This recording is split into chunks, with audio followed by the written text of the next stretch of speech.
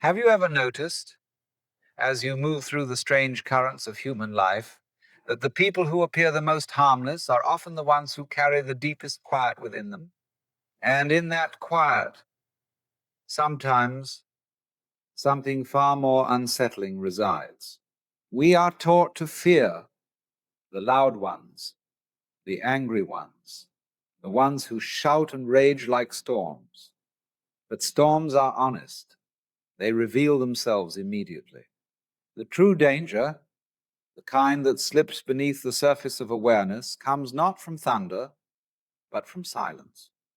Because there exists a certain type of person who does not feel in the way you and I feel.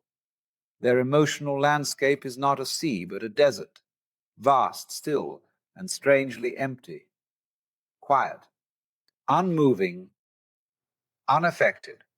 It is not their calm that is frightening, but the absence beneath it, a silence that does not soothe, but swallows. You know, we often imagine evil as something dramatic, a shadowy figure, a violent force, a creature snarling in the dark. But in reality, evil is rarely theatrical. It is quiet, subtle, terribly polite. It wears nice shoes and speaks with calm certainty. And that is precisely what makes it difficult to see. To understand what we call evil, one must look beneath the mask, not at the behavior itself, but at the psychology beneath it. For dangerous people are not merely acting out of malice, they are acting from deficits, profound absences in the human structure. If you wish to understand the first sign of a dangerous human being, you must begin with a rather curious absence, the absence of empathy.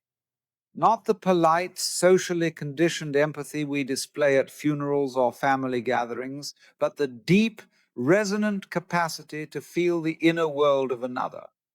Most people possess, at least to some degree, the strange gift of emotional resonance. When you hurt, something within them trembles. When you rejoice, something in them rises. It is an invisible thread that binds us together as one human tapestry. But there are those who do not possess this thread at all. They understand your pain only as an observer understands a distant storm. They can describe the clouds, but they cannot feel the rain. Now, this absence does not announce itself loudly. In fact, it often hides behind an unnerving calmness. During crises, when others shake or weep or fall into confusion, these individuals remain untouched, as if watching life through thick glass. And you may mistake this emotional neutrality for wisdom, composure, or strength of character. But it is not wisdom, it is distance. It is not composure, it is emptiness. For when someone cannot feel the suffering of others, they are free to do anything without the natural brakes that compassion provides. And a person without brakes may move through the world with extraordinary smoothness, yet leave devastation quietly behind them. And this, you see, is far more dangerous than anger, for the person who feels nothing has nothing to restrain them. No guilt to slow their hand, no empathy to redirect their intentions, no inner compass to soften their decision. They move through life untouched by the delicate threads that bind human beings together, and so they can sever those threads without hesitation. There is, within certain individuals, a curious silence where conscience ought to live. Most of us carry within our hearts a subtle tremor, that small inner bell which rings when we have stepped out of harmony with the world. It is the sensation of having disturbed the delicate fabric of relationship, the soft ache that asks us to return, to apologize, to realign ourselves with something greater than ego. But imagine a person for whom this bell never rings, not because they are evil in some mythic sense, but simply because the mechanism is absent. There is no guilt, no remorse, no inner pause before causing harm. And so they move through life without the gentle friction that shapes ordinary human behavior. Instead, they drift into a sort of moral disengagement, the capacity to justify anything, to rationalize everything, as though they themselves were the sole axis around which the universe turns. When this lack of conscience appears in daily life, it is often subtle at first. You may notice how they craft elegant explanations for actions that would trouble the heart of an ordinary person. They do not feel the sting of wrongdoing, and so they cannot understand why you do. And in this absence of inner resistance, one discovers a quiet, unnerving truth. A person who feels no guilt can reshape reality to suit their desires without ever noticing the cost to others.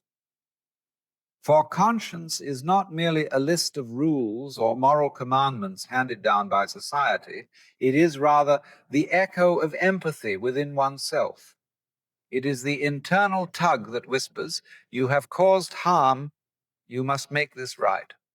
But if one does not feel the tremor of another's suffering, then this echo never forms. There is no inner tug, no whisper, no hesitation. In such a person, guilt is not a natural response, it is only an inconvenience. Remorse is a performance, accountability is a foreign language. This is why they gaslight, not simply to confuse you, but because the idea that they could be wrong is intolerable to them. Without the gentle restraint of conscience, the boundary between relationship and utility begins to blur. Instead of discovering that people are living mysteries to be met with wonder, they learn that people are instruments, tools to secure safety, admiration, comfort, or control. And so they move through life not relating but utilizing. When you encounter such a person, you may notice a subtle tension, as though they are not truly with you, but rather calculating around you. Their eyes do not seek your soul. They search for usefulness. Your feelings, your dreams, your vulnerabilities become variables in an equation they are attempting to solve for their own benefit. This is where charm enters the picture, not as a quality of the heart, but as a learned technique. Some individuals become remarkably skillful at reading emotional cues, not because they feel deeply, but because they have learned that understanding people's reactions grants them a certain power. What appears as emotional intelligence is, in truth, the strategic use of observation. They study human behavior the way one might study a map, noting which expressions soften others, which words open doors, which gestures inspire trust. This adaptive masking becomes their survival strategy, and over time it becomes their method of influence. Their charm is calculated, their warmth is deliberate, their attentiveness is structured, their timing is precise. You can see this in the way they enter a new relationship with extraordinary speed. They offer praise, intensity, certainty, not because they feel it, but because they know its effect. Then there is the mirroring, the uncanny ability to reflect your interests, your humor, even your worldview. It feels at first like profound resonance. At last, someone who understands. But what you are experiencing is not understanding, but imitation, a mask shaped precisely to fit your expectations. This is emotional intelligence without heart, a skillful performance of humanity that lacks the inner human core. And when the mask slips, as it always does, you discover that the charm was never affection, it was strategy. One of the most revealing qualities of such a person is not the occasional lie which all humans stumble into at times, but a kind of ease with dishonesty, as though truth were merely one option among many, rather than a principle that guides action. To them, a lie is not a moral event. It is simply a tool. And because they do not experience the internal friction of conscience, their relationship with truth becomes fluid, adjustable, almost casual. They do not lie to deceive in a theatrical sense. They lie because it is efficient. It solves a moment. It maintains an image. It avoids accountability. You can often detect this pattern not by the lie itself, but by the speed with which the story shifts. Details bend, timelines rearrange, a contradiction appears, and instead of pausing, instead of the natural discomfort most people feel, they simply create a new version of events to fill the gap. And beneath this fluid relationship with truth lies something even more revealing. Not an emotion, not a belief, but a drive. A behavioral gravity that pulls every one of their actions into the same orbit.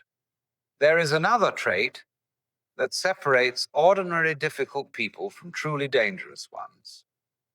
An underlying, persistent need for control. Not control as dominance in the crude sense, but control as structure, the quiet compulsion to position themselves as the organizing principle of every interaction. With these individuals, control is not a preference. It is their psychological baseline. When a person lacks empathy and conscience, they require external management of their environment to compensate for their internal emptiness.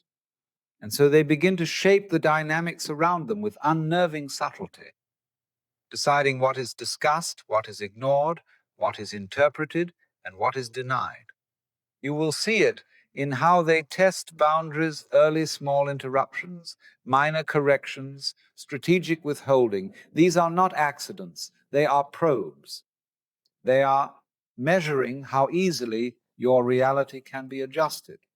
A dangerous person cannot tolerate equality. Equality threatens their sense of authority. They function only when they are elevated emotionally, intellectually, or morally. And the moment you stop responding to their cues, they escalate, not with chaos, but with precision. One of the clearest examples of this quiet form of danger can be found in a man who never raised his voice, never appeared violent, and never looked like the embodiment of cruelty. Adolf Eichmann. Eichmann was not the stereotype of evil. No rage, no spectacle, no dramatic presence. He was orderly, polite, efficient, the sort of man who gave the impression of a well-trained clerk or a disciplined administrator. And yet, behind that ordinary exterior was something far more unsettling, a near total absence of empathy and conscience.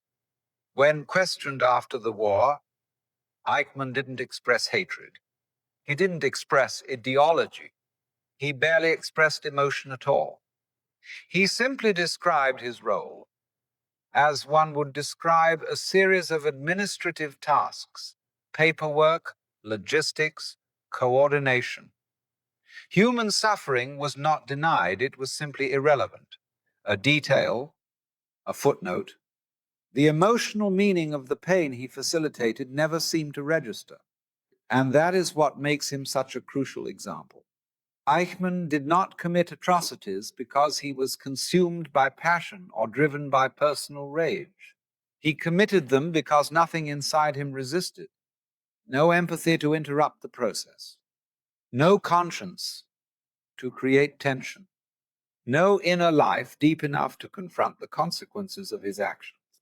Hannah Arendt called it the banality of evil, the terrifying truth that great harm can be carried out not by monsters, but by empty men who simply follow the path of least internal resistance. This is the kind of danger most people fail to recognize. Not the man who looks frightening, but the man who feels nothing. If we are to speak honestly about dangerous individuals, we must make a crucial distinction, one that prevents confusion and keeps us intellectually honest. Not every person who appears cold and silent is a threat, but a dangerous person behaves differently. A traumatized person may seem distant, but they do not study your reactions like data points. They do not adjust their facial expressions like tools. They do not weaponize ambiguity. A dangerous person does. The point is not to fear every quiet individual, but to recognize when silence is a signal rather than a symptom. Wisdom lies in noticing when detachment serves survival and when detachment serves control. After seeing the structure of a dangerous mind, when understanding alone is no longer enough, one must turn inward and recognize a simple truth. Your inner world is your only real possession. Everything else can be borrowed, traded, or taken. But your clarity that is yours to protect. Now, protection is often misunderstood. People think it means building walls or living in suspicion. But self-protection is far more subtle than that. It is simply the ability to step back from anything that disturbs the natural order of your mind. When a person's presence bends your sense of reality, pulls you into confusion, or invites you out of yourself, it is not noble to endure it. It is foolish. Wisdom is the art of maintaining inner balance in a world that constantly tries to pull you off center. And so, if you find that someone operates without empathy, without conscience, or without any sense of responsibility for the impact of their actions, the appropriate response is distant, not punishment, simply space, a quiet reclaiming of your own perspective. A person who feels nothing can take everything. Detach from anyone who is detached from your pain, your time, or your humanity. Protect the integrity of your heart, not out of fear, but out of respect. For some people see the heart not as a treasure to honor, but as a tool to use. When you place all these tendencies side by side, you begin to see that what we call evil is not a dramatic force at all, but a kind of psychological vacancy, an emptiness where awareness ought to live.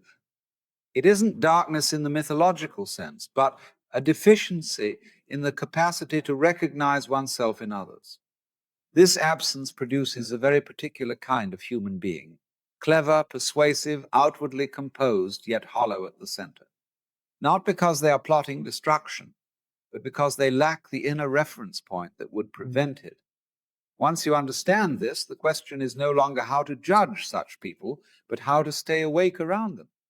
For danger arises not from their presence alone, but from the moment you allow their confusion to become your confusion. The wise response is remarkably simple. Step back into your own clarity. If a person cannot feel the consequences of their behavior, they are capable of almost anything not out of wickedness, but out of unconsciousness. And unconsciousness is far more dangerous than malice, because it does not recognize itself.